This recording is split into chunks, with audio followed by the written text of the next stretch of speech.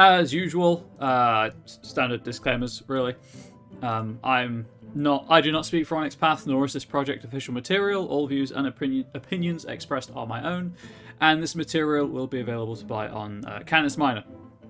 I'm merely a grateful fan of the platform. I am disabled. I do experience muscle twitches and spasms. This can lead to slurred speech or abnormal movements of my head. If this happens, I will turn the webcam off because it makes me uncomfortable to have people watch me while it happens. But it has, I think, happened once or not at all. I can't exactly remember. But the most important thing is the stuttering or the slurred speech, because I do that anyway, because I'm an anxious person. And I do have a stammer, which the anxiety makes worse when I'm streaming. But it just makes it a lot worse than it ordinarily would be. I have minimized my chat for some reason. Kicks open a door, setting up fire passengers across the room. Slamming into a random bystander, you winning, son. Hey, Lion of Pugmire. Welcome to the channel. I'm winning in that I get to run this show for the 66th episode. This is Season 8, Episode 3. Realms of Pugmire, Life on the Road. That's the season title, because that's the book I'm working on. Fan work. But as I was saying, I do also struggle with multiple trains of thought, so I'll try to finish one before going on to the next. If you raise a point during my diatribe, my digression, whatever you want to call it, I will try to acknowledge it if I don't immediately address it, and then I will loop back around to it at the end of what I was talking about. Now, additional disclaimer, my stomach's not great right now, so I may have to cut the stream short. I'll keep an figurative eye on it, and if I do have to cut the stream short, I apologize, but I have to prioritize my health over and comfort over content. And no good to anyone if I'm too ill. I may also cough a couple of times because I had some ginger just before the stream to see if I could settle things down, and it hit the back of my throat. Okay, as is my habit. Monday meeting notes recap. Boom. If you're new here and you don't know what the Monday meeting notes are, the Monday meeting notes are exactly what they sound like. 66th, only 3 left until the funny numbers. 3 episodes and I'm cancelling the show. That's it, no matter what. That's a lie. I love doing the show. Yes, so Monday meeting notes. Every Monday, Rich T and a couple of the Onyx Path developers kind of hang out. I say hang out, they have a meeting, and the Monday meeting notes are the notes from that meeting. But it's a good place for project updates and what's happening this week in with the company. So, important to note, if you are an Exalted 3rd Edition fan, or a Sidereal fan, or Sidereal, however you pronounce the word, go to that Kickstarter link and sign up to be notified when it goes live at 2 p.m. today. Assuming I can do conversions correctly, that's in 5 hours-ish. So if you're interested in getting a sweet deluxe volume to go along with your deluxe Exalted 3rd Edition rulebook, your Dragon Blooded and Lunar rulebooks, this is the way to go. As with previous campaigns, you'll also receive the finished manuscript in sections, and things will proceed as they normally do. This is on Kickstarter, you'll note, not on BackerKit. The BackerKit was a test. Onyx Path are reviewing the experience and deciding how to handle it going forwards. There's some cool Exalted Essence art.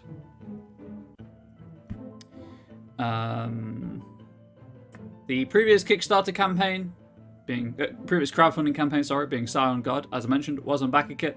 That was over 400% funded, so the companion book was built upon Jumpstart, Divine Inspiration being more like story guide advice and things like that.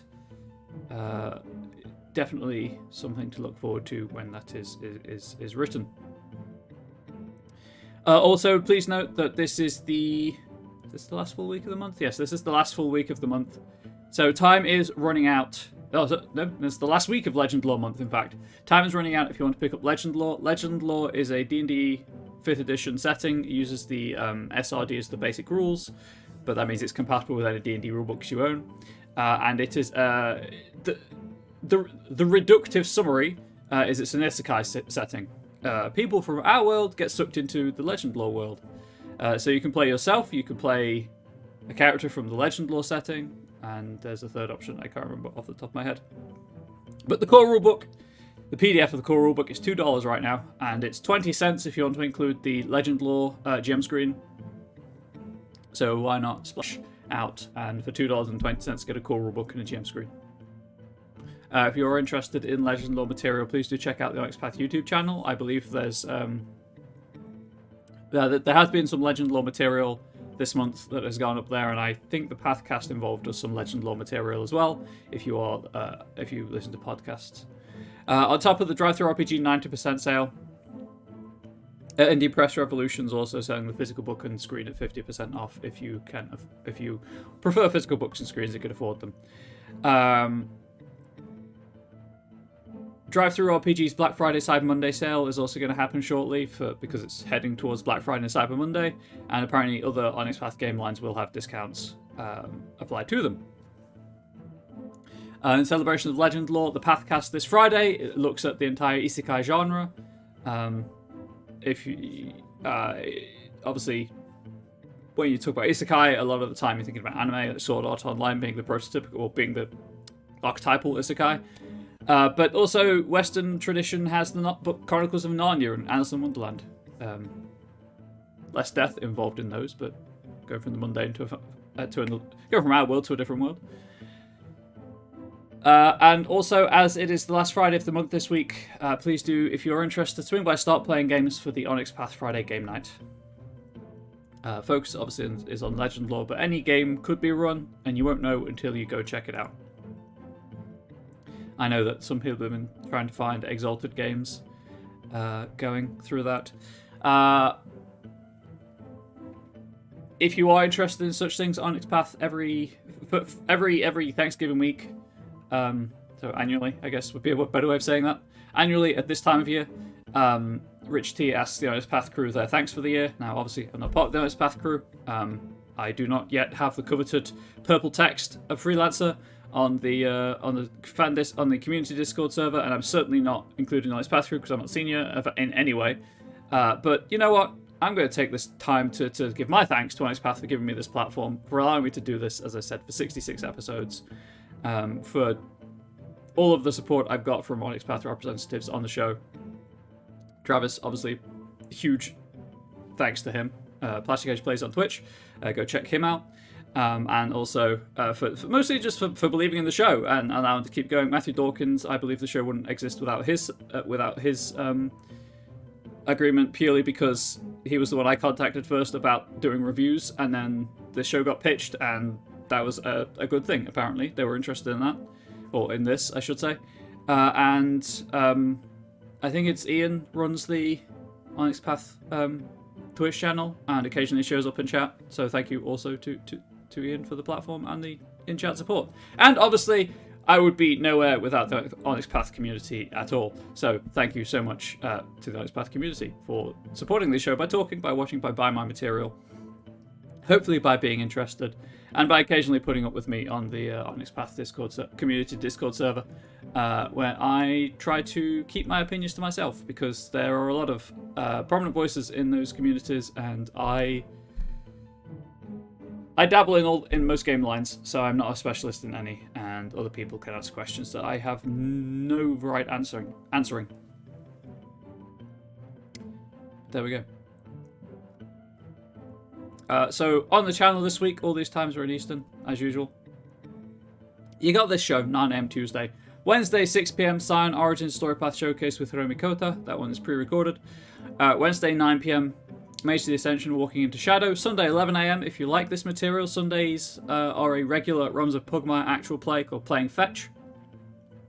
And Sunday, 3 PM, Scion Godsend. If you have any ideas for shows you want to pitch to the channel, whether actual play or more like this, where it's theory of role-playing, I guess, please do reach out to the Onyx Path team and pitch them. I think Matthew Dawkins periodically retweets the link to reach him out through his website, but I think if you just go to his website, it's there. Media highlight of the week: the Old Ways podcast for another part of their Victorian Mage Chronicle, if you're interested in Victorian Mage stuff. On sale this week is Trinity Continuum Mission Statements, a source book for Trinity Continuum Aeon. Aeon being in the 22nd century, so relatively far future. And that's being released PDF and print on demand on Wednesday. And that's information about the Aeon Trinity, United Nations of the 22nd century. A look behind the scenes of 10 meta corporations, wealth of antagonists, new technologies, and detailed systems for running organizations as story guide characters. Please know that it does require both Aeon and the Trinity Continuum core book to play, but I'm sure it'll be a good time if you have both of those.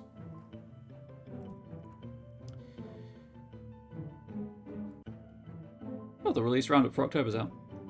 Oh no, of course, we're in November. Egypt. So, just touched on it. The release roundup for October obviously is where everything was in the production timeline at the end of October. But as of date of recording, 22nd of November, here's where things are now. First draft, Exalted Essence Adventure Trilogy and Jumpstart. Final draft, you've got Exalted Second Edition. Exalted Dragon-Blooded Novella 2. I was reading ahead and I saw a tune as like 2nd edition, and we're on 3rd edition for Exalted now, so I don't know why. Well, I know why I said it. I was reading too far ahead.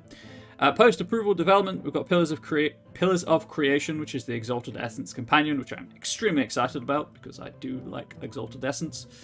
In editing, we've got the next tasty bit for Scion, Boon Companions, which I believe is like animal companions. Art direction. The Kickstarter art for the Sidereals Kickstarter and Squeaks in the Deep companion. The Luna's novella is in layout. Trinity Continuum Adventure is in proofing, so that's exciting. Mage 20 Victorian Age is in indexing, and then at press. I don't think much has changed from last week, but from last time from the last episode.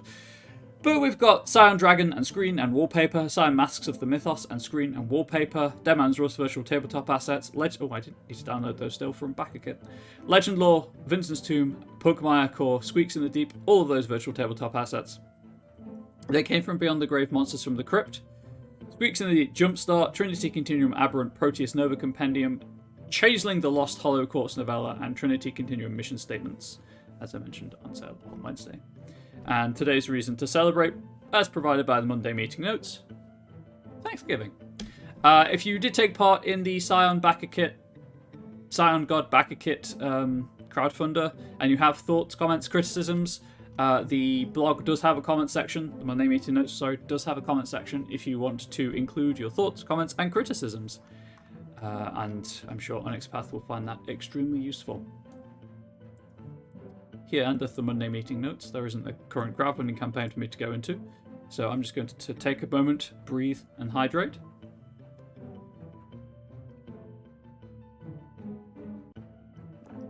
Ask everyone how you doing. Hey everyone, how you doing? It's my hosting duties punctually performed.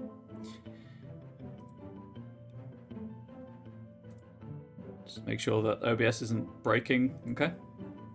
So, what are we doing? So, you can probably tell from the overlay that I'm working on a book or supplement called Life on the Road. It's just in line with my finger right here. Life on the Road is a travel vehicle-based supplement for the Realms of Pugmire game lines, which include Pugmire, Monarchies of Mao, Pirates of Pugmire, and the upcoming Squeaks in the Deep, which I'll probably pick up as soon as I'm able, because I really, really enjoy Pugmire. What little I've played of it.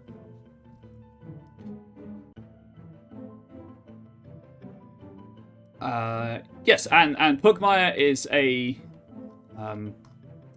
believe the elevator pitch originally was D&D with dogs, and you do in fact play dogs or cats or lizards or birds or Squeaks in the Deep offers rodents in a technically post-apocalyptic fantasy setting, where humankind has disappeared, but before it disappeared, it's not explained how humankind disappeared.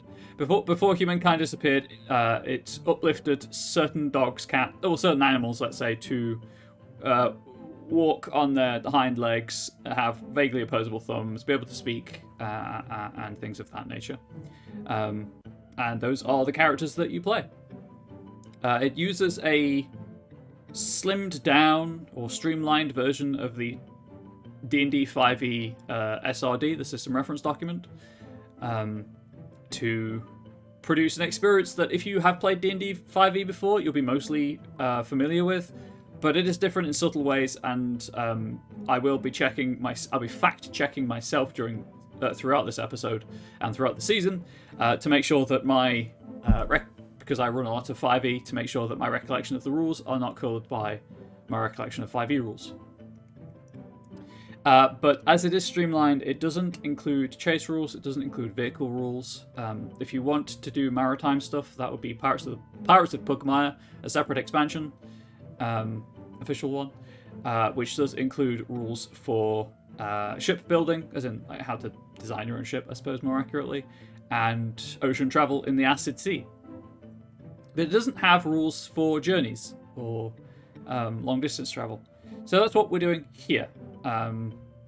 So far in the season, as I mentioned, this is episode 3. Episode 1 was... sorry, just closing stuff in the background. Episode 1, I went through kind of how to approach making mechanics and offered a couple of different directions you can do that in. A couple of different ways you can do that, as well as explaining why I went the way I went, and then, as you can see, I explained the sturdiness, integrity, and speed characteristics of vehicles, and then I ran out of time for handling, so that's what we're going to be doing today. Because the second stream, I procrastinated, so I didn't have to deal with handling, and came up with 5 spells themed or to be used during travel. Specifically to keep things dry, but also, well, no, it was just procrastination. I'll be honest.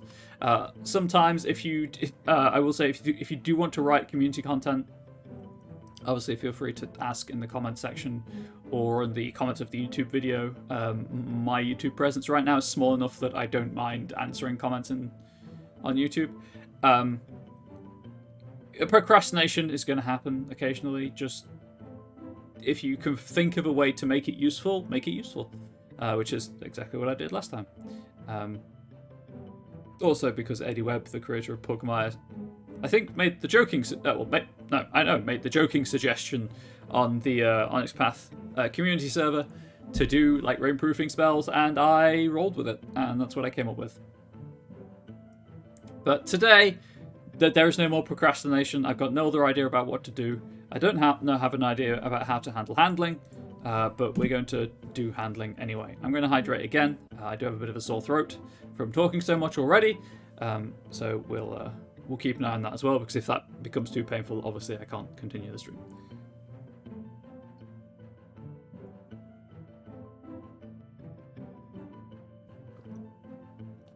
Okay, well, hopefully the microphone didn't pick up me swallowing water. So, yes, so the previous material has been, well, the previous vehicle rules was written very much from this is what I want to do. I'll work out the rules from that, rather than here are the rules, I'll work out the mechanics from the rules.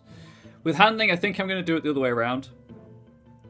With handling, I think I'm going to I'm going to specify here as an average handling value, and just leave it at that, because sometimes you can get away with that, especially if you want to keep things simple,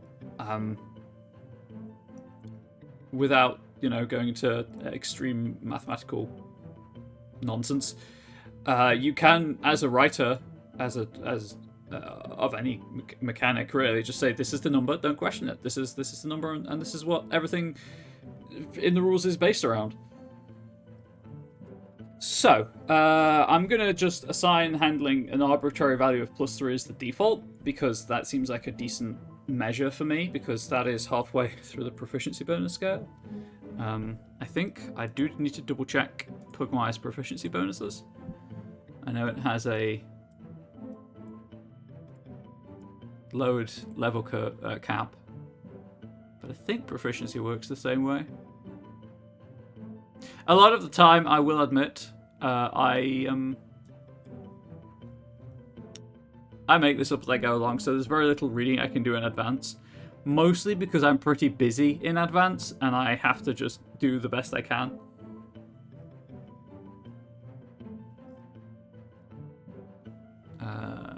So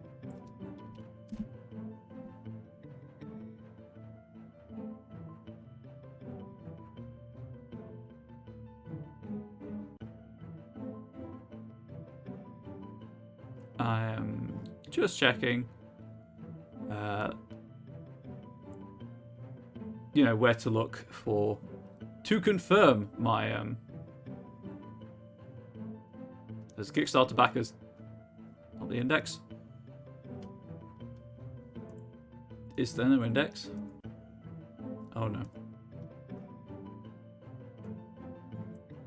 Oh dear. Okay.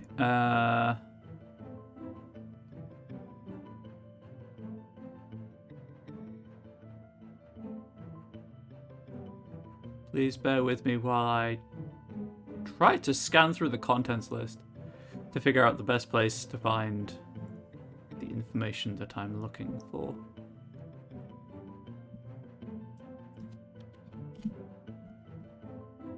Aha, there we go. Yes, it is what I thought. Okay, I was right in my head. I can continue. Life is grand. So yes, proficiency bonus is rated +2 through +6 as it is in the core D&D rules. It is simply an accelerated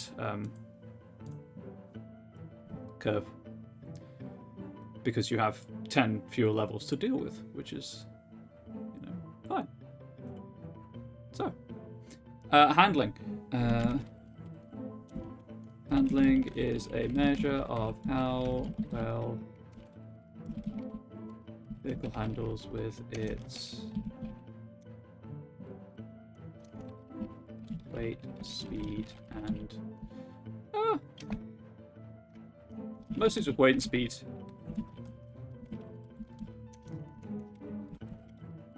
Taken into consideration.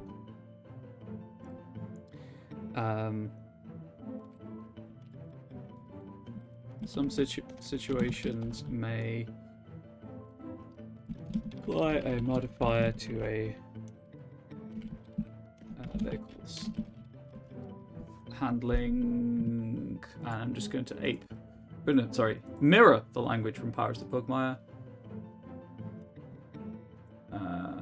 Where are my rules on ships? Statistics, there we go. Handling statistic.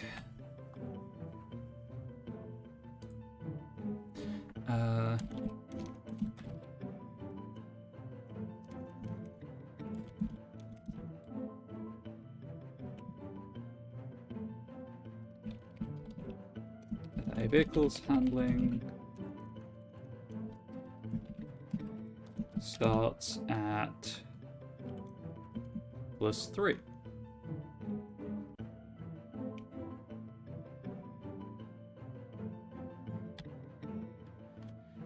Right, how to explain how sturdiness, integrity, and speed combine for handling?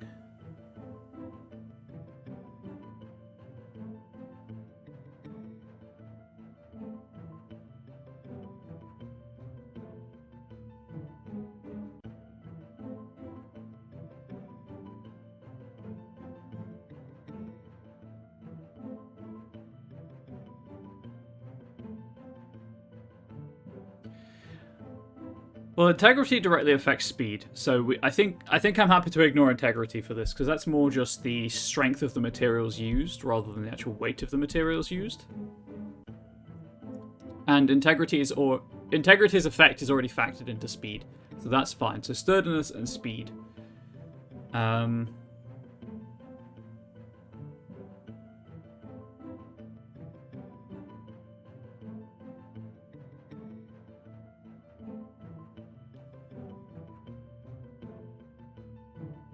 I guess for every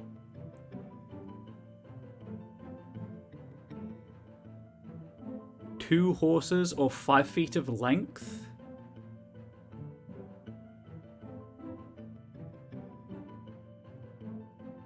because the longer the vehicle, the harder it usually is to handle. Yes, that makes sense.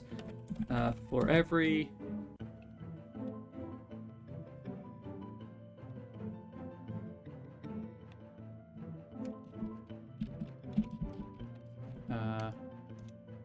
two horses above 4. That's a really weird way of phrasing that, but I'm going to keep it as is, and in editing, I'll fix it. For every 2 horses above 4, and for every 5 feet in length above 10.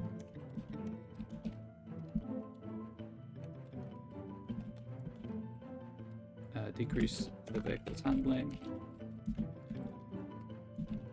Statistic by 1. If this would reduce it to 0. You know what? I'm going to be doing other things, so I'll include that if it will be reduced to 0, do X. For every 2 horses above 4, and for every 5 feet in length above 10, decrease the vehicle's handling statistic by 1. Speed. I guess for every additional point of speed over 7. Also, you know what? I'm going to keep that sentence there because I need it for reference. But reduce a vehicle's handling by 1.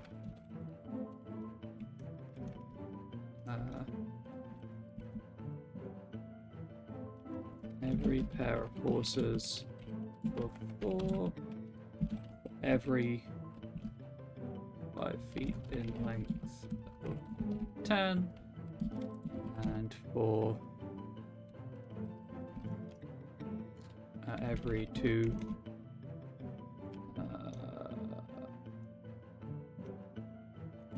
speed. You know what? Because I've provided default values, right? Yeah. Reduce the vehicle's handling by 1 for every pair of horses above.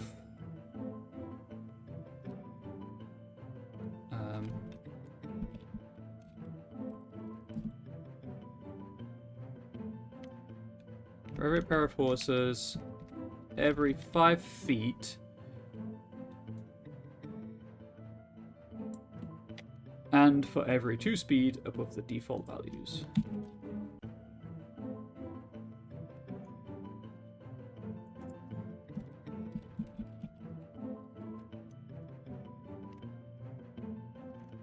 Of the sample carriage presented below.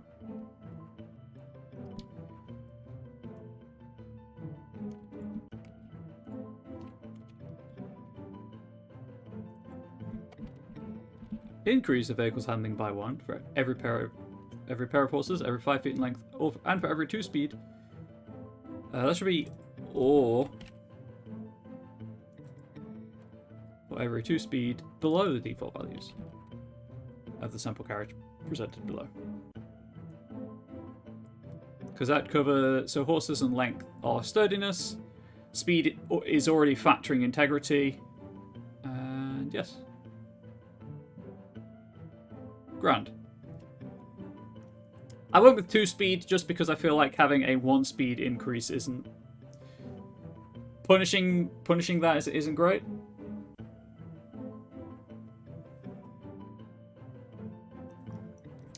Right. If a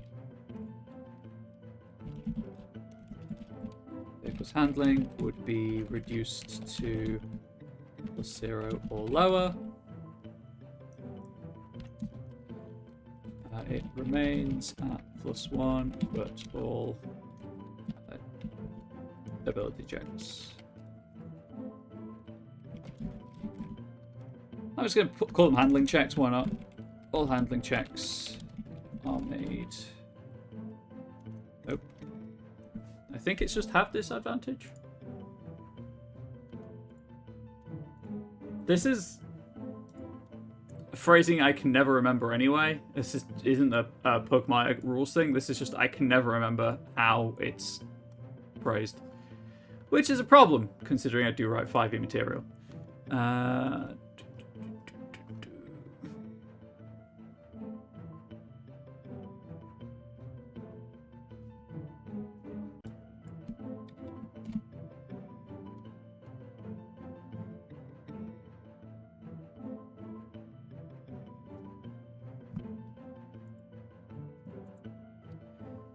The character has a disadvantage on handling checks.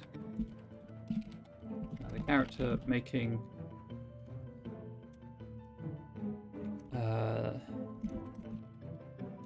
when a character makes a handling check, have a disadvantage. Roll. There we go. I think that's the wording from the rulebook. As close as I can get it at a quick glance anyway. So that's what we're going with. The vehicle's handling will be reduced to +0 or low. When a character makes a handling check, they have a disadvantage on the roll.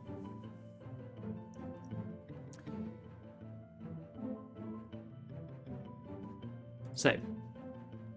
So now we do some sample vehicles.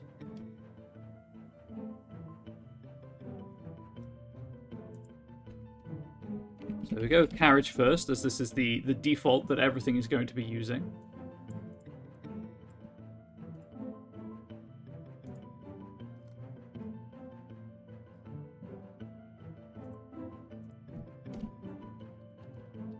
Number of horses.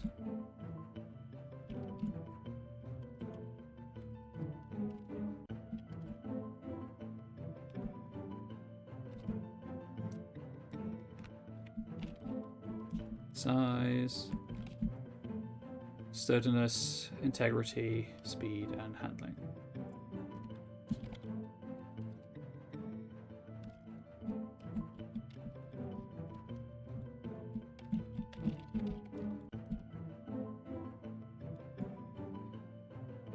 And then to keep everything consistent, and again, when you, I say and again, when doing anything, for any community content, the more consistent you can make your layout, your design choices, your language, when compared with the base material, the better. So the default values I've provided are number of horses 4, size 10 feet by 5 feet. Sturdiness 14, integrity 50, speed 7, handling +3. You know, I don't think we need the spaces between some of these. I think I've accidentally double spaced.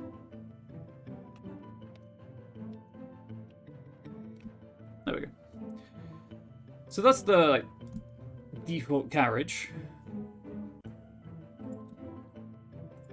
So applying these rules, let's see if I can make other things. Chariot. Number of horses 2. So that will automatically increase the handling to 4 because I've lost 2 horses. Size 5 feet by 5 feet, doesn't affect anything.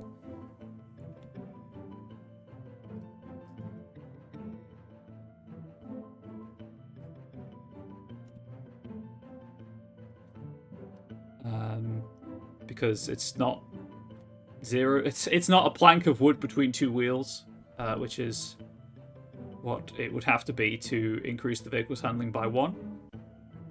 Oh no, every 5 feet by length.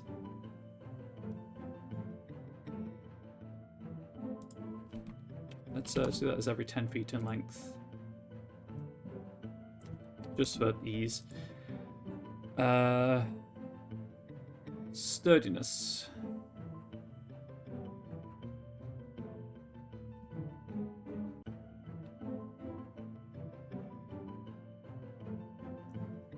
So with these rules, as I've subtracted 2 horses, I could in fact increase the sturdiness to 16 if I wanted to.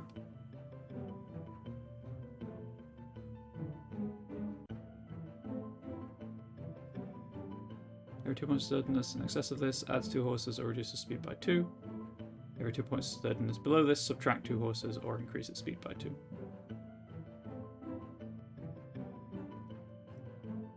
Yes, so that would have to be 12 to keep on. I've subtracted 2 horses, so I subtract either lower its speed or its sturdiness. I'm going to lower its sturdiness to 12. Integrity is just how many hit points the vehicle has.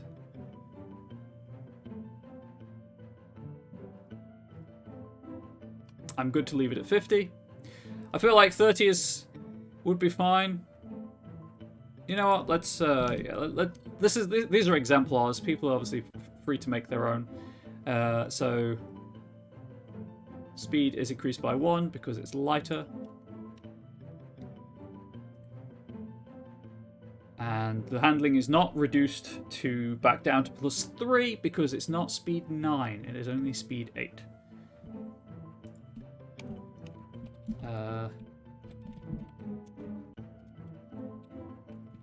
Example vehicles provided here are made using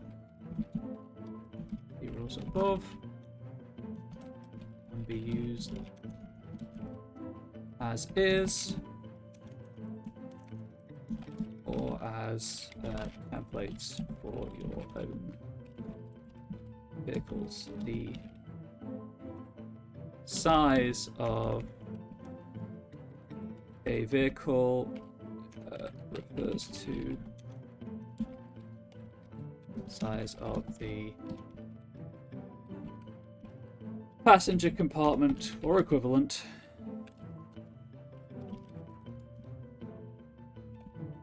without the horses excluding without the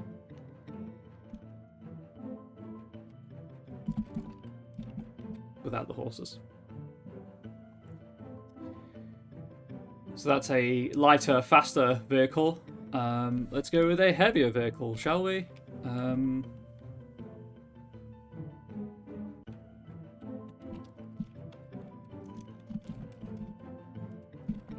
Let's say caravan carriage.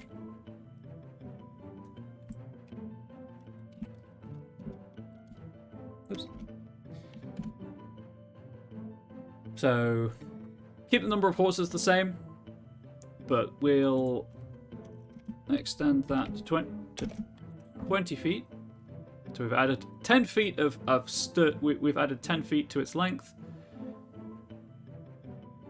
I don't think I've taken that into account anywhere apart from with the handling.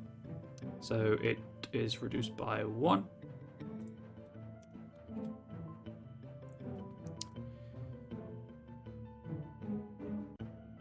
Sturdiness, let's go to sturdiness 16 and reduce its speed by 2.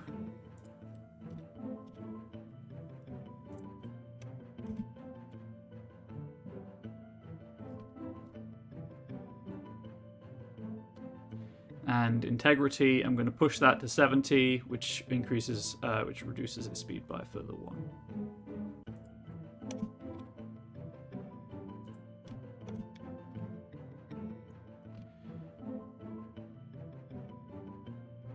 Its handling is unchanged by that. I've already reduced it for its length. But it is 3 speed below the default value, so it gains an additional +1 handling because it's not at 4 speed below the default value. So it works out at average handling. It is 4 horses, it is slow, but it is weighty, and you can carry a lot of stuff in it. Let's have some flavor text.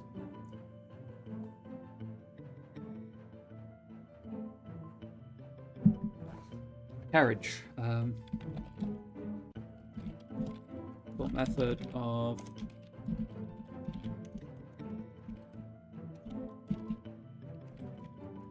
long distance travel? Carriage can carry 4 people.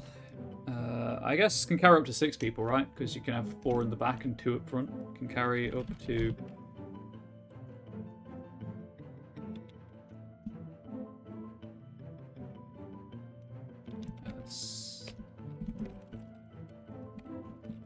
Six people comfortably. Two in the driver's seat. 4 in the main compartment.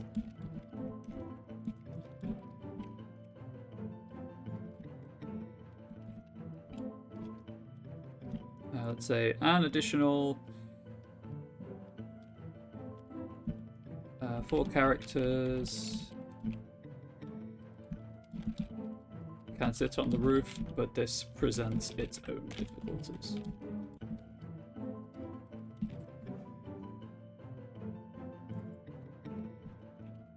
And for consistency, we'll refer to characters, not people.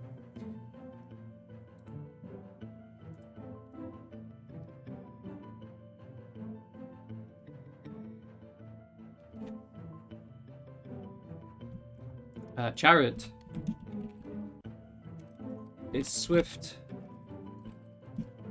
lightweight vehicle capable of carrying up to 2 people. Chariots function more as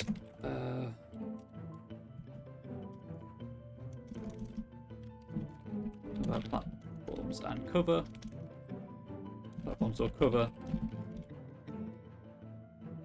Morning, Plastic Age players. How are you doing? Than traveling solutions.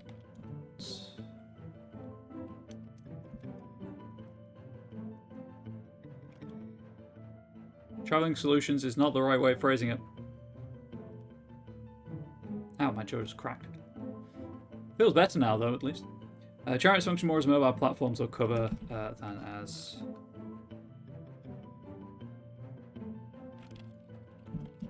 methods of long-distance travel. There we go.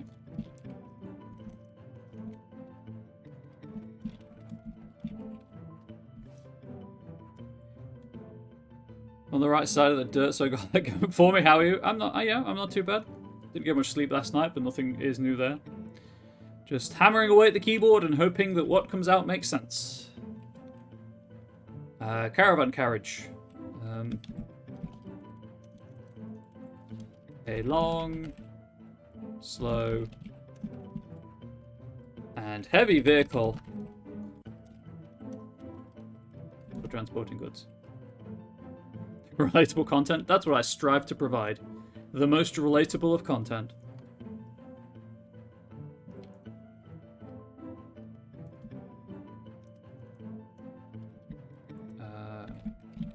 When empty, one of these carriages can carry up to, I guess it'd be, what, 8 people in the rear compartment if I've just doubled the standard carriage?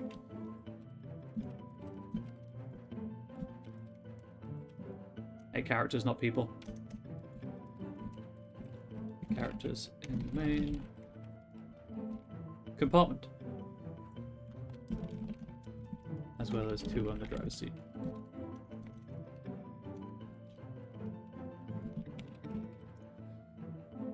OBS, STG. No, I swear to man. Fix yourself. Oh, hey chat. I mean, I guess this only means anything to people who know about who have played, or who know about the lore of Pugmire. But I was talking to, and I suspect the instigator of this is lurking, because they were in chat earlier when I was in mod view. I was talking to my Discord community about this show, and one of them had the audacity to say they don't want to be a good dog. Now, granted, they play Monarchies of Mao instead of Pugmire, but still, how dare they? How very dare they?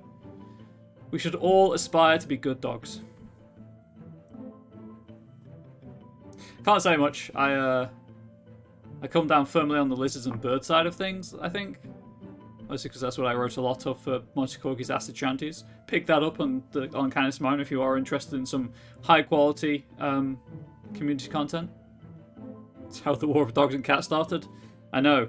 But equally, same individual gave me an idea for some Monarchies of Mao community content, so which shouldn't take too long to write, actually. So I might do that if I get some downtime next month and throw that up on the on Canis Minor. House Fatalis.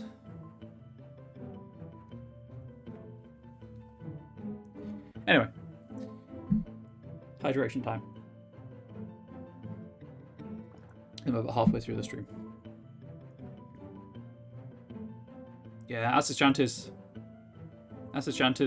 was a...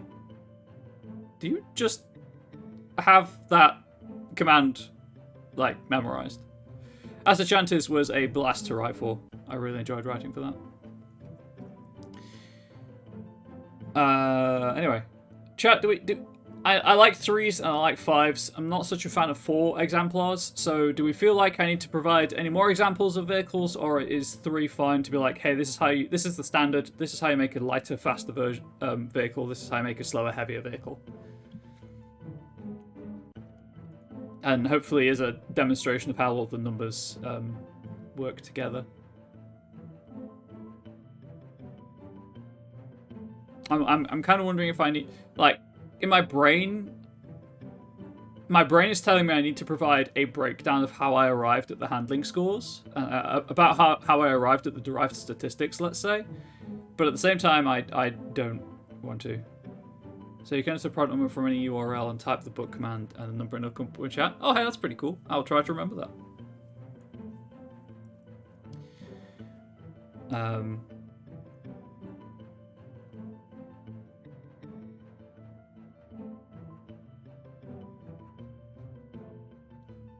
Just for people who aren't so good, who may struggle, mostly for accessibility, let's say, to make it as easy to understand as possible.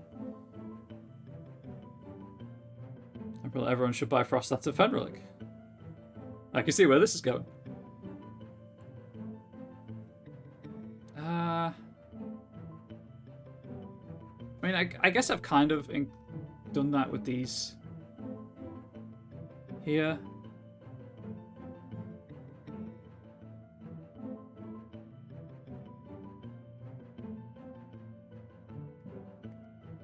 While you are buying Frostlands at Fenric, which is a great supplement for Scarred Lands, please do consider picking up People of the Snow, which I wrote on this very channel. And I believe Plastic Age Plays released a Freyland, something like that, recently. If you want to add some additional divine content, or divinely inspired, divinely based content to your Scarred Lands games. I guess I do have the calculations there.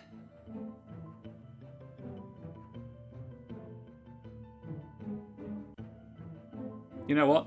I have the power. We'll do a side box. And then if people don't want to read it, they can skip over it. If they do, they can totally read it. So if I just denote this as a side box and then do that. Okay, so earlier this season of Sins of Shells is on Fenric, so expect more soon. Excellent. Excellent. If you're interested in high quality Fenric material, go to that channel. Yes. So if I do that,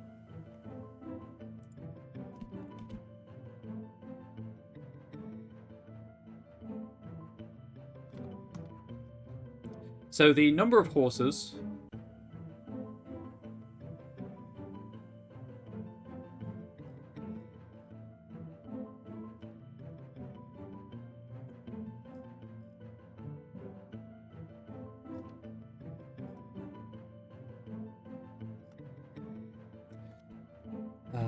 a chariot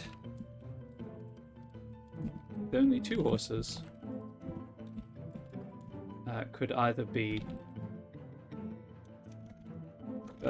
have a -2 sturdiness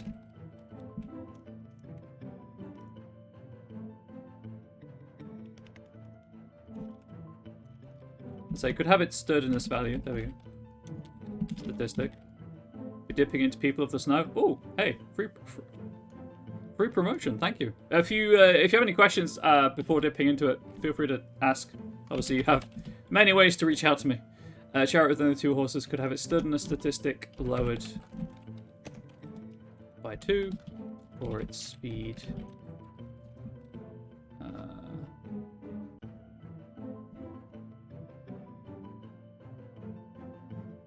See, I'm approaching this the wrong way around.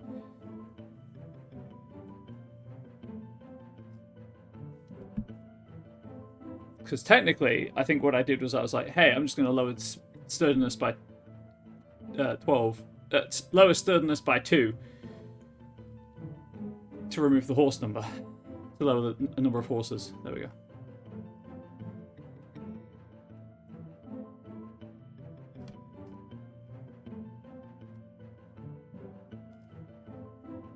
Or its speed increased by 2.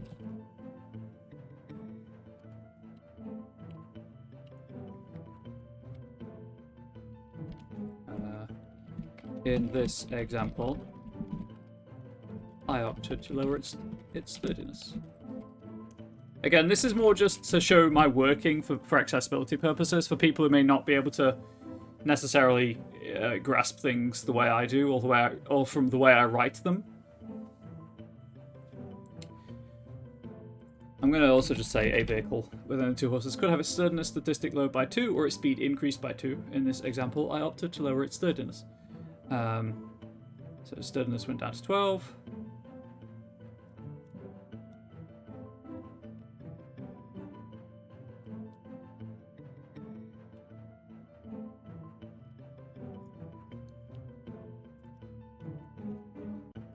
In order to represent a lightweight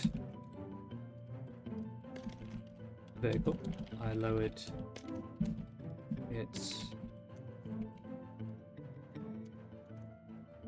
why can't I type sometimes? No, mostly it's the pressure of people watching, I will admit.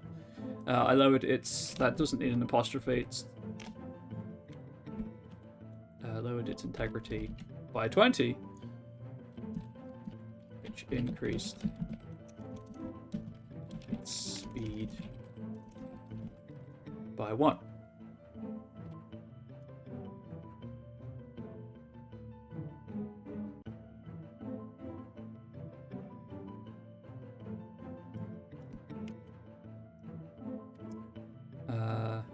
The chariot's handling statistic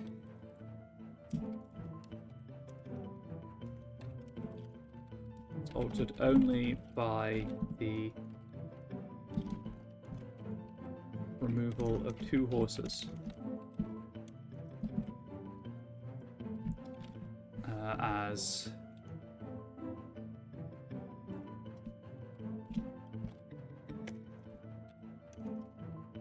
its size and speed values were not, I guess, changed to avoid duplication of altered, but not changed enough to further increase that.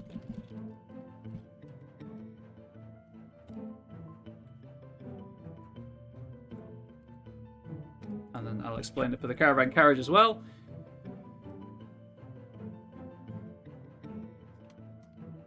So back up to the top.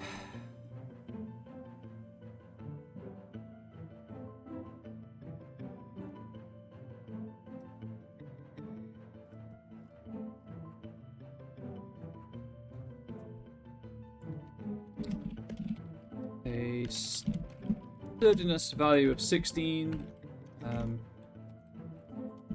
requires either 2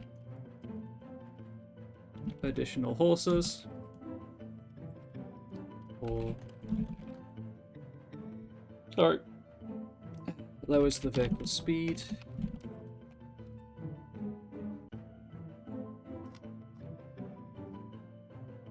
by 2, yes. Lowers the vehicle speed by 2.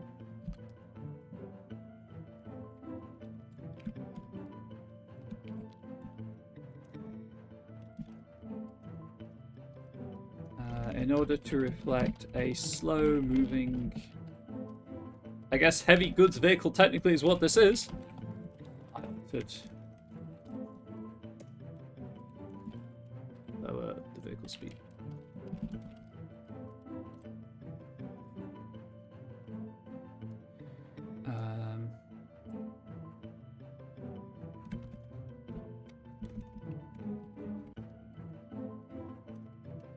the integrity increase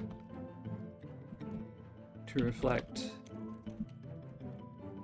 some armor panels or sturdiness of construction.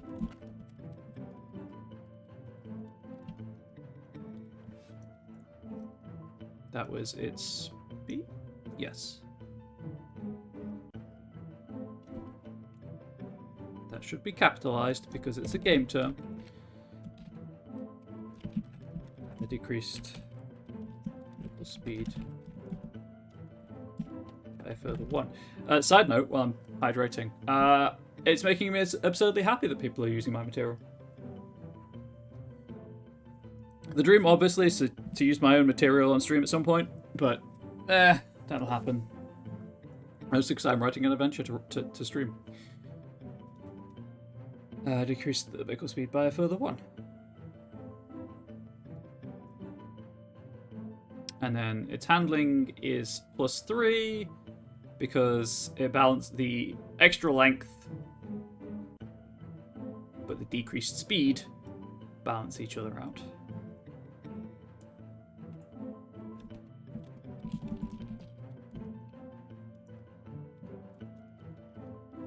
Link statistic.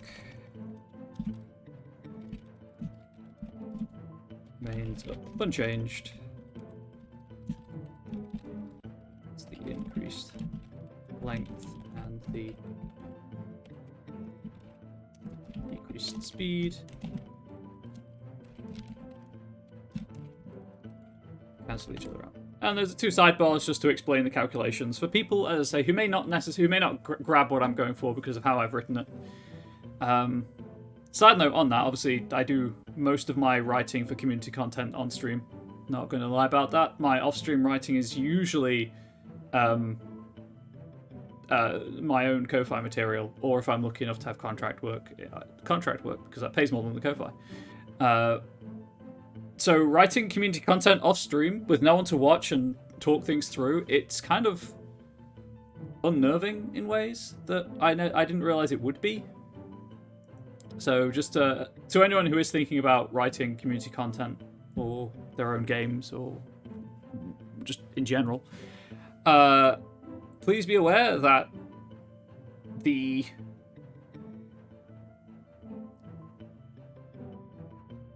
context, that's not exactly the right word. Situation isn't the right word either. But I'll go with either one of those two. Context or situation around when and where you write can affect your output.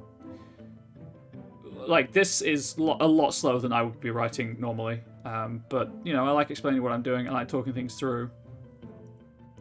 But then when I'm writing without being on stream, there's a different thought process going around of, because I'm not talking it through, because I'm not buying myself that time to think about it while I'm talking. It's kind of like, is this the best it can be? Is this fully thought out or fleshed out? Obviously, the only way to know is to complete the product, sell it. But there we go. It's just something to consider.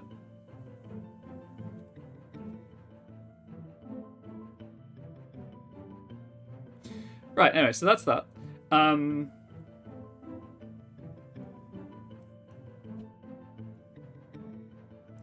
Vehicle rules, example vehicles. So, before I go into chase rules, because that's what I want to go into next, because I couldn't do chase rules without these rules, because that was the way I decided to do it. The purpose of handling, so each of these has its own reason to exist, right? Sturdiness is the vehicle's defense equivalent, or armor class if you prefer 5e terms. Integrity is the vehicle's hit points, functionally speaking. I do actually need to... A vehicle with 0 integrity is functionally unmovable.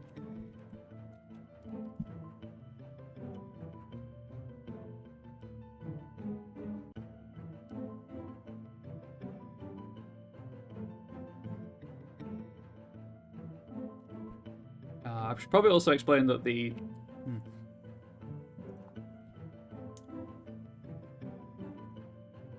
As the vehicle loses integrity, it starts to break down, become less useful.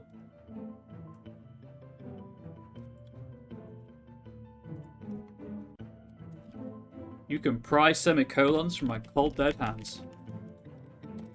The vehicle is zero integrity. Oh, actually, I think a colon works there as an explanation.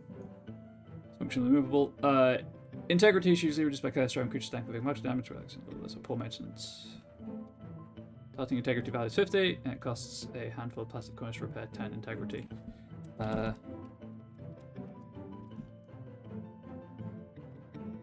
vehicle's integrity may not be... You know what? I actually don't mind leaving that ambiguously vague. You know what? In fact, I will specify.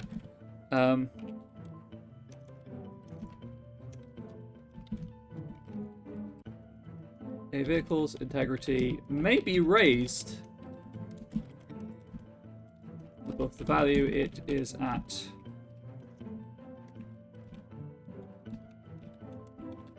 When the characters... You know what? No, because that'll... In the interest of keeping things simple, because Pugmire is streamlined and simple, I will specify it can't be raised. A vehicle's...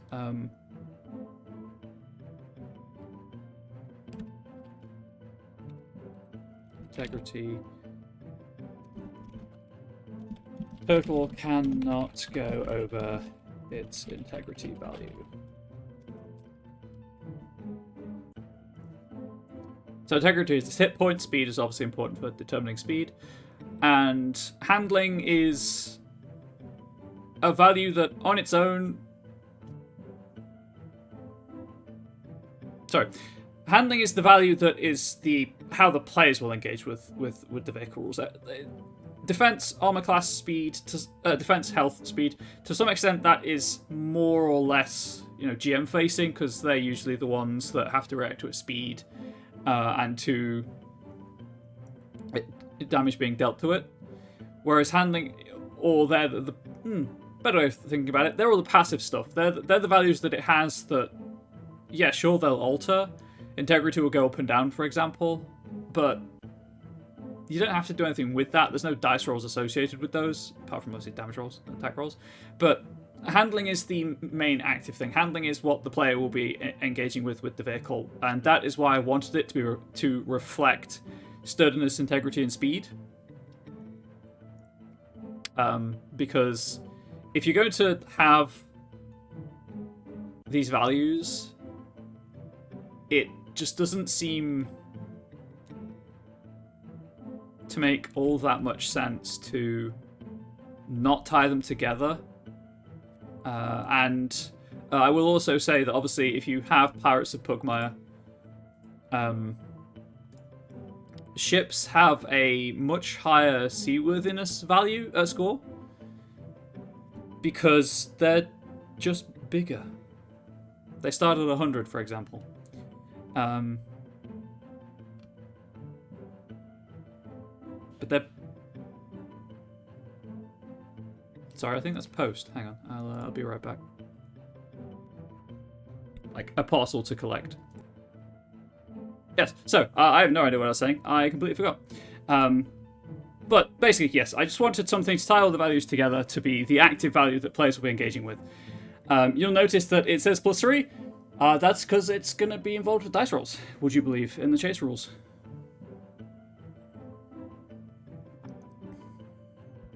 Okay, so...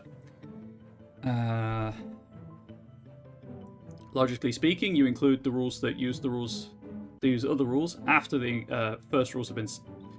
There's a lot of rules in that sentence, but there we go. Chasers.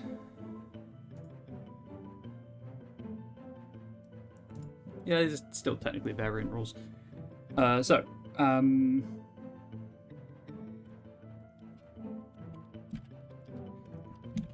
The rules presented here are intended to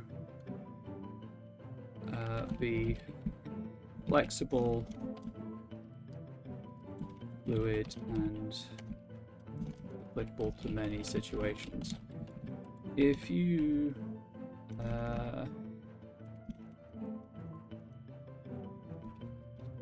while I have included rules for foot chasers and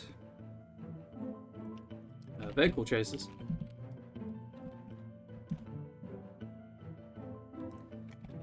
they can serve as a so minimize chat by accident. Hopefully it's something fun. Yeah, it's a horror movie called Death Watch. I bought 2 copies, one for my father for Christmas because I think he'd like it, and one for myself because I watched it on TV over a decade ago, and I've just been meaning to buy it ever since. But it's a psychological horror movie set in the trenches of World War One, which it would actually make a fantastic Dark Eras scenario for mortals. In Chronicles of Darkness. While I've included rules for foot chasers and vehicle chasers, they can serve as a base for ship chasers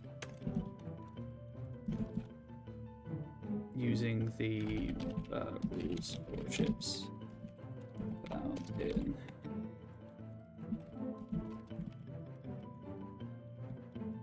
Pirates of Pugmire. I guess I should also include a way of deriving, I should say, a handling statistic, a handling value for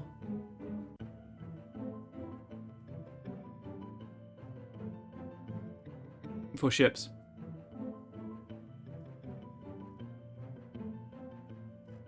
Because there's rules for ship-to-ship combat.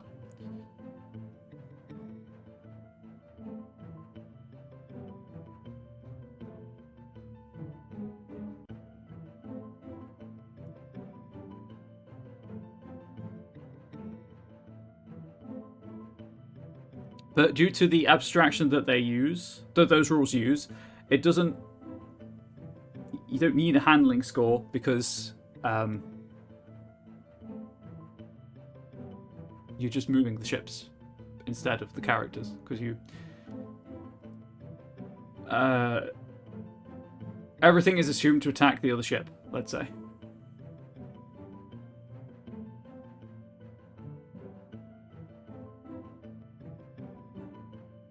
Because that's the bigger target. Unless it's an area of attack, or area of effect thing that would apply to the crew on the deck, obviously.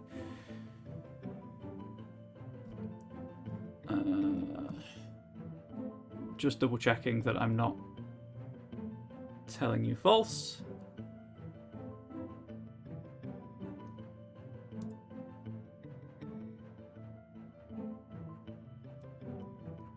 Seeing reference to navigation rolls. Yeah, it's a wisdom check for that. It's not quite the same. See, I'll figure out a conversion at some point. Anyway, what was I? You know what? Let's do it now. Let's do it before the rules that require you to have a handling statistic. So how do you build a ship? I haven't done this in ages. I don't think... if you are using the ship statistics...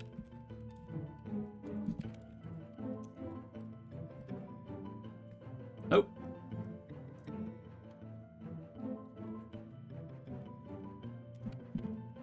Found in Pirates of Pugmire. Stop pressing all the wrong buttons, you fool. Put chat where I can see it. If you're using the ship statistics found in Pirates of Pugmire, the handling score, I guess, would be...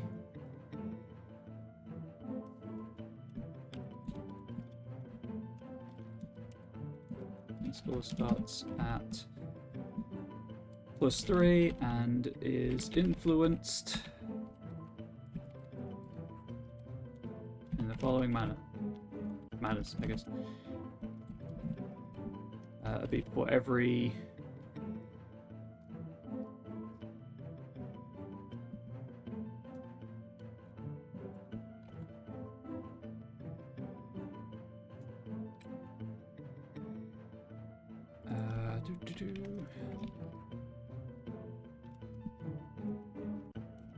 Reduce the ship's handling by 1. So obviously don't have horses, so that's fine.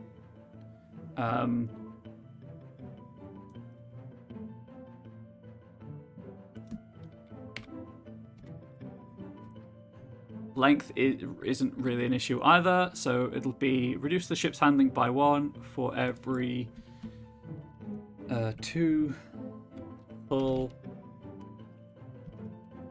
above 14.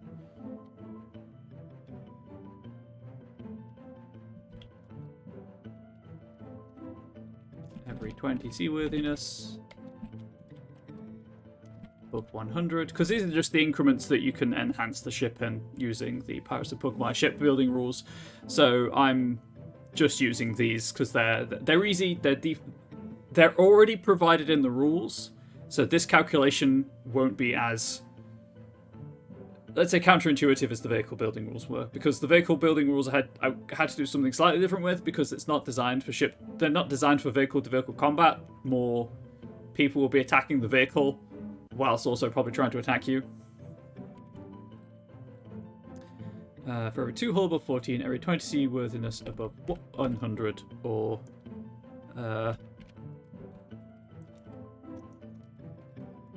every 10 speed above 100.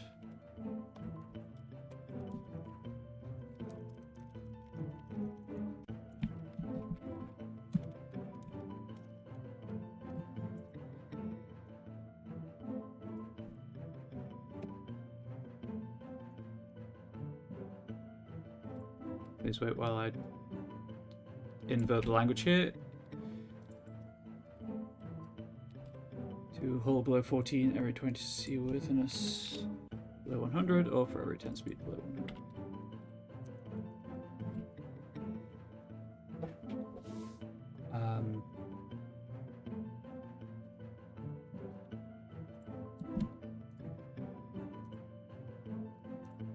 Put a dot on the space.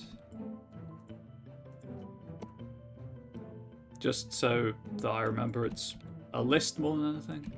For formatting purposes. If you prefer to use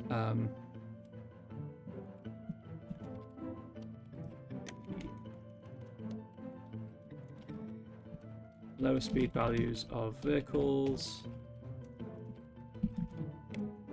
as presented above,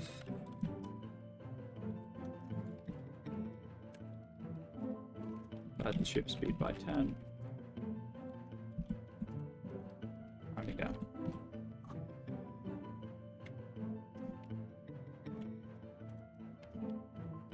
There we go. So I guess I should address this. I think I touched upon this in the first episode,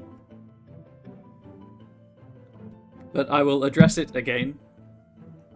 Obviously, as I mentioned, Pirates of Pugmire has very reasonably comprehensive rules for building your own ship to use on the Acid Sea.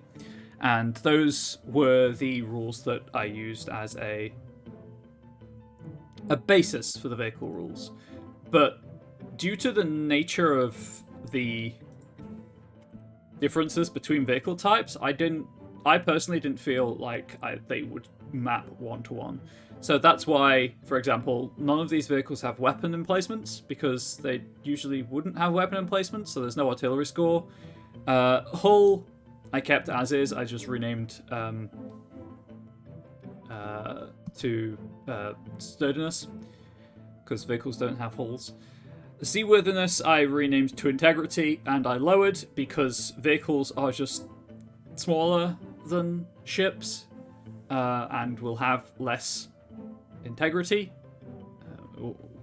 Also, the ship rules assume ship-to-ship combat with weapons that do a lot of damage, so you can give a ship a seaworthiness score of 140, for example, and that's totally reasonable.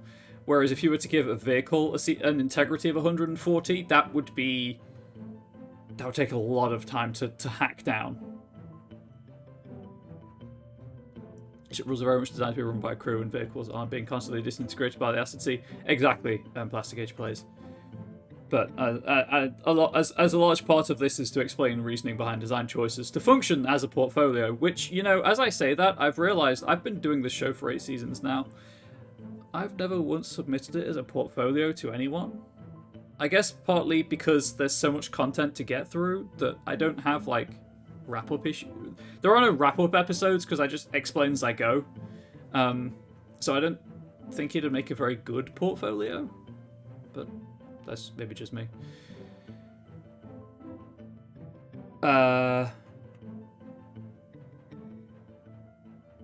Yes. So, but as the point was made, triple linking places a cut a sizzle reel. Do you know how much content there is to go through? Oh, I also don't keep these files after the fact because my hard drive. I don't have a lot of storage space, so I upload them to YouTube a week after the fact and then delete the source file, unfortunately. I guess I could download them from YouTube with screen cap software, but it feels weird doing that with my own material, although I am the copyright holder. Anyway, speed. Yeah, they both have speed values, but I personally just feel that a vehicle is going to be traveling slower than a ship. You know, for the most part, anyway. And also, if it's a file management is a pain, it really is. It really is. Like, I want to start getting into the habit of doing like Twitch highlights for my streams, and it's like I'm gonna have to do them weekly because I can't keep a month worth of of highlights. Yeah, speed, and if it's so, they're just gonna be traveling slower, and also if it's a value of between 1 and 10, you can roll a d20 and add it to the d20 as a speed check to account for like rough terrain and things like that. And then handling, as I've said, it's its own thing that ships don't have because they use wisdom checks to wisdom saving throw, sorry, to not get lost and things of that nature, and also because there are no chase rules existing. These are the chase rules, and you know, as soon as they go live functionally, they'll be the official ones because no one can say otherwise. Because as far as I'm aware, at least, there are no official chase rules. That's a bold claim that I cannot back up. I guess not functionally official. Functionally default. There we go. I misspoke. I apologise. Please don't fire me from this job I don't get paid to do. If you prefer to use low speed values of vehicles as presented above, divide the ship speed by 10, rounding down.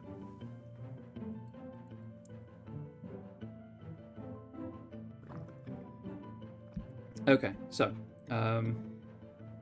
how to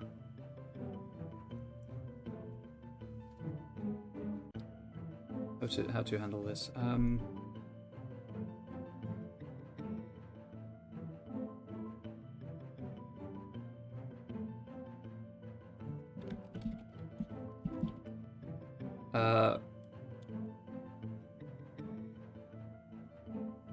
Rather than break everything down into a round by round initiative structure, which can detract from the frantic, fast-paced chase playing out at the tabletop.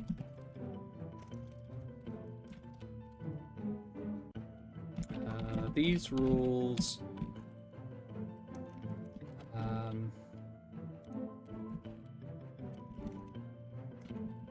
assume both sides to be acting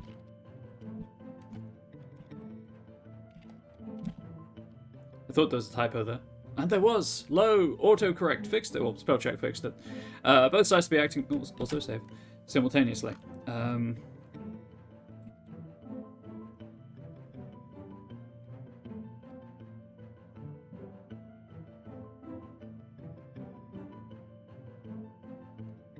You know what? I'll say all sides to be acting simultaneously in case of like foot races and stuff. These rules assume all sides to be acting... Well, I'll have foot races later, but... Well, those are usually contested athletics, so I'll ignore those. These are actual chases. Assume all sides to be acting simultaneously.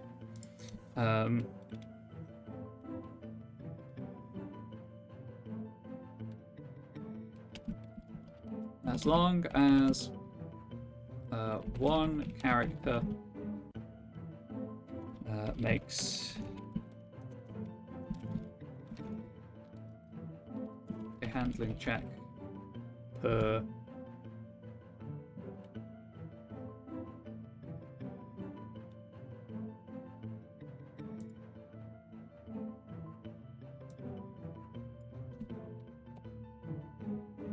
You know what? Let's just go. As usual, let us return to the rules and use the language found therein.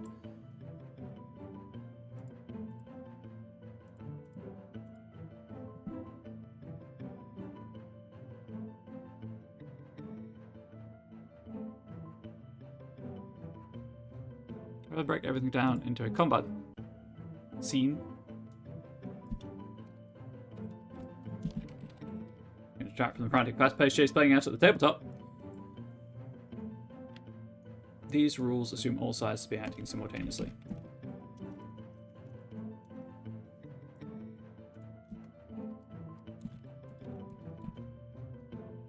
But use terms found in the combat system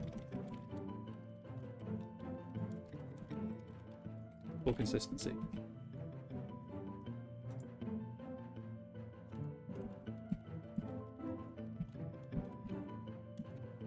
At the start of every round, each character decides what they want to do.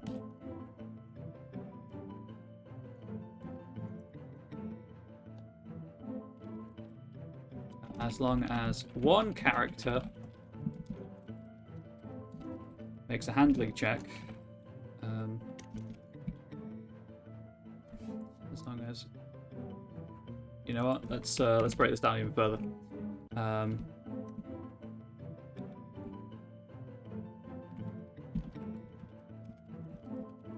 At the start of a chase, character is assigned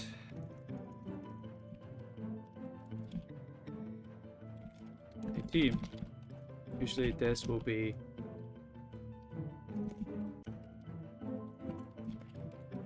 their characters and their allies versus any hostile characters. Let's say antagonistic, because it doesn't have to be hostile, it could just be, you know, competitive. Versus any antagonistic characters. But maybe more than that.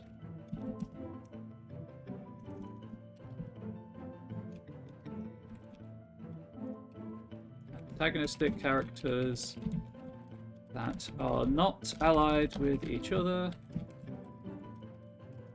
are placed on their own teams. I'm using team just because it's an easy to understand word. If when editing, I might change that. So that's way around. Each character decides what they want to do, as long as one character per team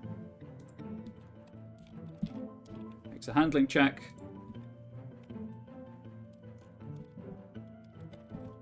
That team makes one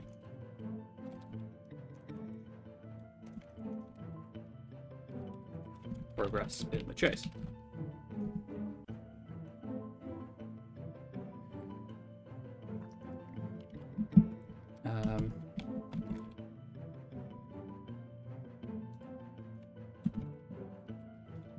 Makes a successful handling check. That team makes one progress in the chase. A handling check may only be performed by a character in the driver's seat of a vehicle or equivalent.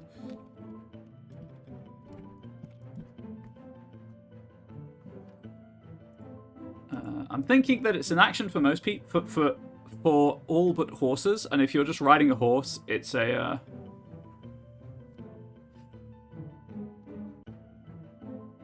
bonus action.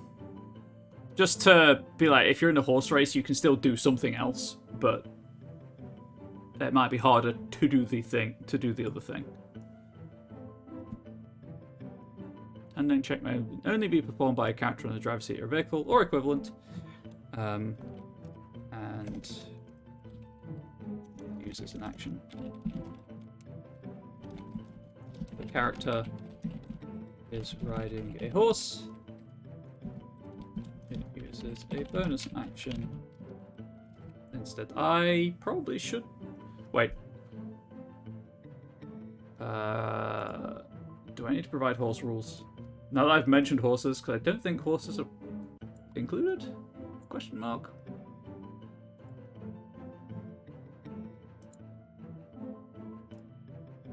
Oh, they are. Never mind. Whew, I don't have to do that. For some reason, I thought horses were too mundane to be included, but there are four animals in the Pugmire book, at least. Use an action. If character riding horse, it uses a bonus action instead.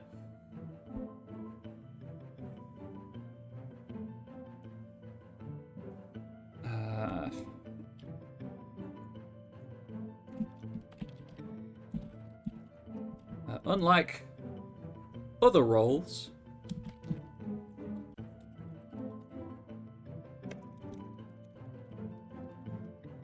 I guess technically Realms of Pugmire is a game line, not a rulebook. Realms of Pugmire.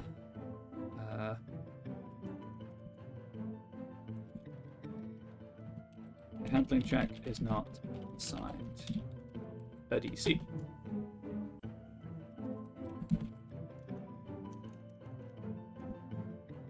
You know what? I probably should explain a handling check first.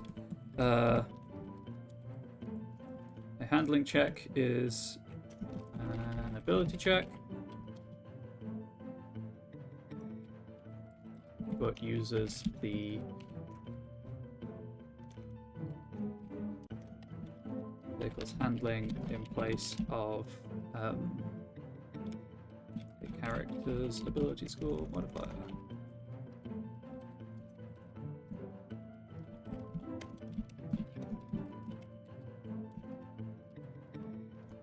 Mostly just doing this because I can, but also because I just like to mix up the rules every now and then and present systems that don't conform, let's say. Although I do need to check something about proficiencies before I continue typing.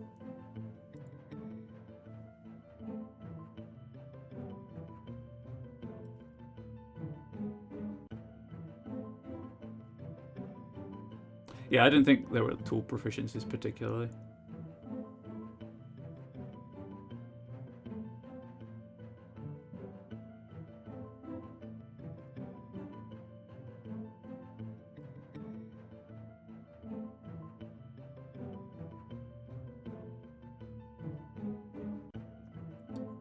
I'm just looking through the aptitudes to see if anything would apply. New. And I don't want it to be a trick thing, because, or a knack thing if you prefer, because at that point it's just limited to certain callings, or breeds, or backgrounds. Where's the list of skills? There it is.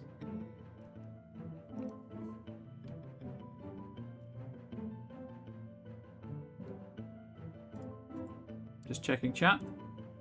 Unfortunately, I can't read chat while I'm looking at the rulebook because the PDF is covering the chat box.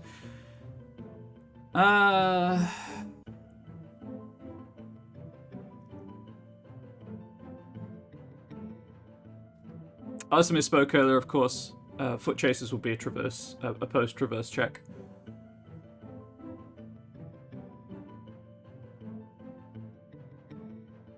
Handle animal, I guess, is the closest.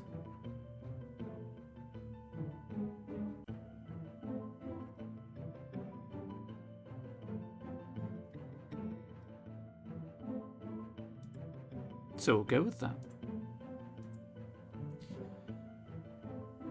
The character is proficient in handle animal. They may add their proficiency bonus to the roll. Unlike other rolls in Realms of Pugmire, a handling check is not assigned a DC.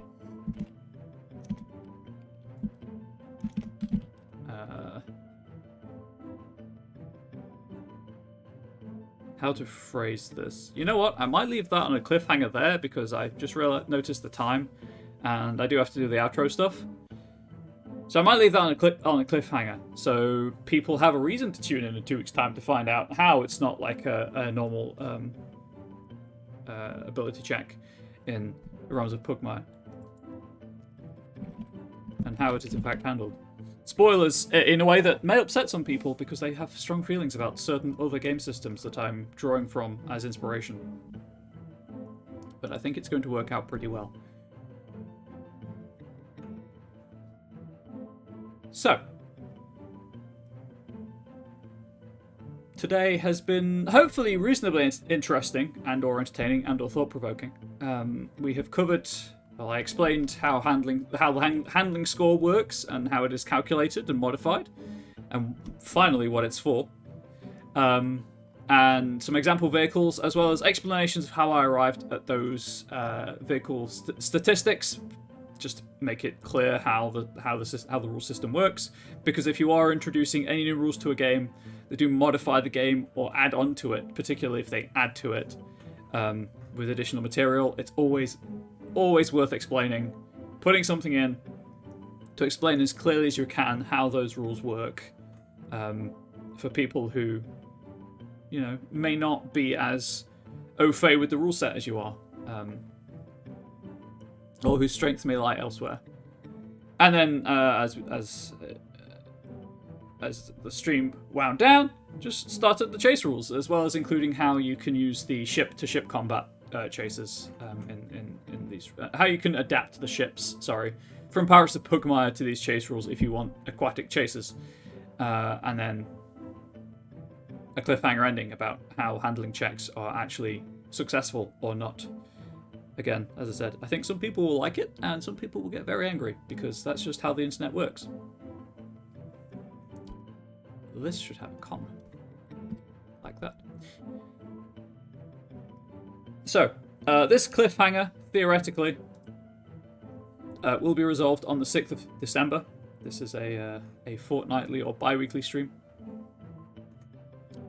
But before we go into all of the actual outro stuff, I'm going to save this document again, and I'll do a swift recap of the Monday meeting notes for those who were not here at the start but are interested in the Monday meeting notes and how Onyx Path is as a company in any upcoming projects. So, kind of the big one, the next crowdfunding campaign. In unless I miss my guess, 2.25 hours. The next crowdfunding campaign will be on Kickstarter, and it will go live. It is Sidereals or Sidereals. I'm never sure how to pronounce that because it's ethereal, so I assume Sidereal, but I could be wrong. That will be going live at 2 PM Eastern today on Kickstarter, and it is gonna join the weighty ranks of the Exalted 3rd Edition core book, Dragon Blooded, and Lunar supplements. With core, with normal, with standard and deluxe versions. There we go. Words. How do they work? If you have any thoughts, I believe you have it right. Excellent. If you have any thoughts, comments, criticisms on the previous crowdfunding campaign, which used BackerKit as the platform in an experiment, please do swing by the Monday meeting notes and I guess use the comment section at the bottom of the blog post to leave your thoughts about BackerKit as Onyx Path evaluates that as a platform. That's kind of the big thing. Legend Lore. Oh, the first big thing. Legend Lore. The Legend Lore sale continues. I picked up the core PDF and the GM screen for $2.20, and you're running out of time to do that if you're interested in an Isekai D&D setting. Which I guess you don't have to use this in an Isekai setting. It is a setting in its own right, but its core concept is Isekai, so why wouldn't you? But it is. It looks to be a blast. And you're running out of time to pick that up because this is the last week of Legend Lore month. But good news, we're also near Black Friday, Cyber Monday, so the drive-through sale for those days will apply to apparently other Onyx Path game lines. If you're interested in Legend Lore, the Pathcast is talking about this Kai genre on Friday. Friday also is Onyx Path Friday game night. Start playing games. So if there are any Onyx Path games that you want to try, please do look and start playing games. where you may look out and find someone running one of those games. Usually they are paid, but that is up to the storyteller, story guide, GM. Insert applicable title here. Again, it is Thanksgiving in the States, and again, a very rushed thank you from me. Obviously, I'm not part of the Onyx Path group, but I have this platform. So, very rushed thank you from me to Travis for providing the support for the show, to Matthew Dawkins for okaying the show in the first place, to Ian for, I believe it's Ian runs the Onyx Path channel again. I might be wrong about that. And, you know, all three. Without one of those three people, the show wouldn't exist. And also, huge thank you to you, the Onyx Path community, who watched the show, because, again, well, the show would exist, it just wouldn't be anywhere near as fun or entertaining, hopefully, or interesting. And some books would definitely have been different without you.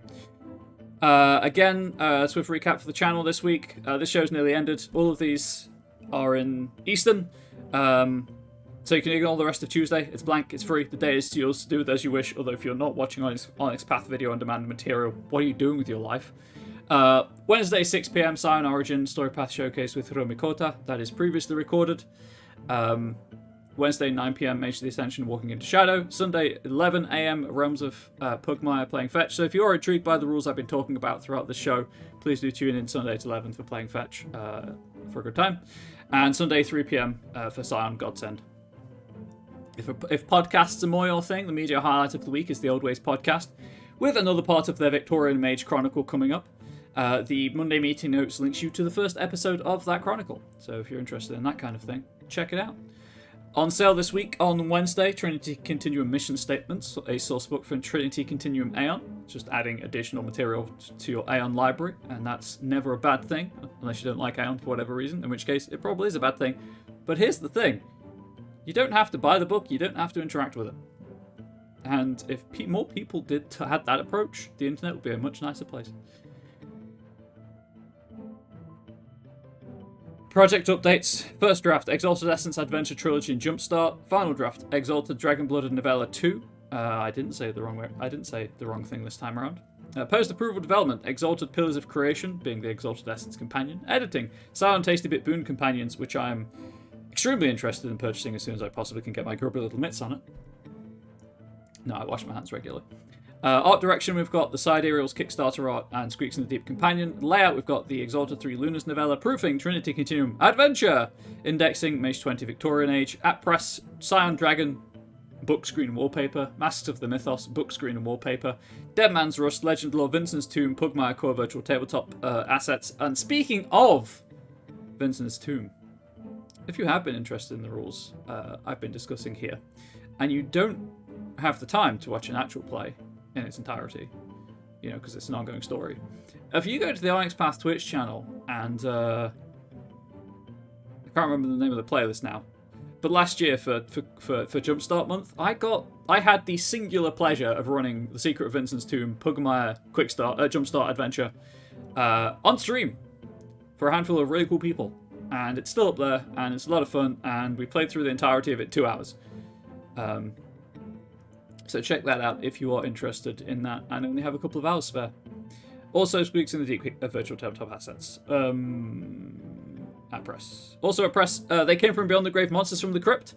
Squeaks in the Deep Jumpstart, Trinity Continuum Aberrant Proteus Nova Compendium. One of these days I'll read Trinity Continuum Aberrant, hated and feared in this at press section, and I dream of the day. Also Changing the Lost Holocaust novella and Trinity Continuum Mission Statements, as mentioned. Here endeth the Monday meeting notes. If you have enjoyed the stream, but missed some of it, or you haven't enjoyed it, but are sufficiently intrigued to watch more, I have some good news and some bad news for you. The good news is that you can in fact watch this after the fact. Such a thing is possible. Bad news is, unless you're a Twitch sub, you're going to have to wait a week. Twitch subscribers get the emotes, the Discord channel access, and 1 week's exclusivity of streamed material. And then after that week, why don't we have a Terrigen emoji? Oh my, that would be something.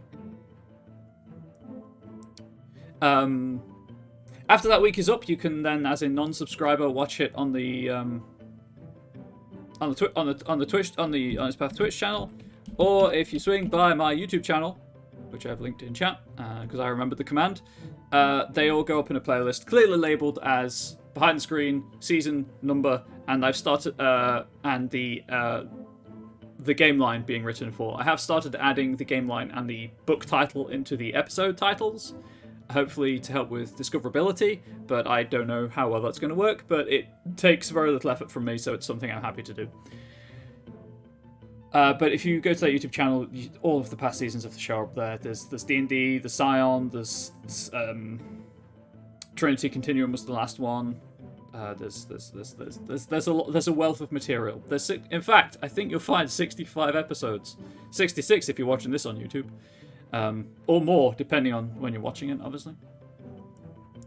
If you have enjoyed the experience, I do stream on Twitch as well, twitch.tv/ComradeBubbles. I don't do TTRPG stuff, I do video games for the most part, although I'm trying to stream more like this, more shows like, I'm trying to stream this show on my channel again, with my own, while I write for Ko-Fi. It's just a timing issue. So if you're interested in that, please swing by. If you have lingering questions, I will be streaming in about half an hour. It's Comrade Bubbles, not Bobbles, although Comrade Bobbles would be a good name too. I didn't realize there was a shout out command here. Thank you for demonstrating that. I've also mistyped my username on many occasions, so don't worry about it. Yes, if you have any comments, criticisms, please do feel free to swing by my Twitch channel. Feel free to hit me up on Twitter, where it's @ComradeBubbles, for as long as Twitter exists. Fat fingers. I know the feeling. It happens a fair amount on my mobile phone. I don't like touchscreens. Although, obviously, on Twitter, you'll also get random ramblings, stream promotion, product announcements when I go live. If you're on Tumblr, it's also Comrade Bubbles on Tumblr. And on co-host, it's also Comrade Bubbles, all with a capital C, all with a capital B, and no space. Should probably get better at promoting those.